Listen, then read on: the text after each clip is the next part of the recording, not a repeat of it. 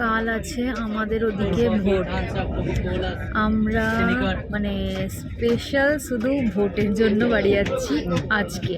কালকে ভোট, আজকে স্পেশাল বাড়ি যাচ্ছি শুধু ভোটের জন্য।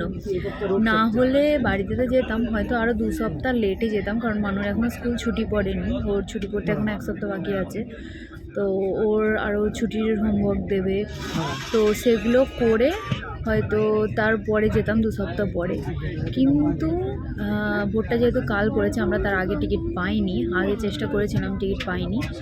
তো আমাদের আজকেই টিকিট পেয়েছিলাম, তো সেই জন্য আমাদের আজকে টিকিট করা, যে কালকে আমরা মানে বাড়িতে পৌঁছেই সিধে ভোট দিতে চলে যাবো, ভোটের জন্য লাইন দেবো গিয়ে। তোমাদের কাদের কাদের? আমাদের তো আই থিঙ্ক হাওড়া জেলার ভোটটাই কালকে। বাকি কোথাকার মানে তোমরা কোথা থেকে ভিডিওটা দেখছো, তোমাদের ভোট হয়ে গেছে কি হয়নি আমাকে কমেন্ট করে জানাবে।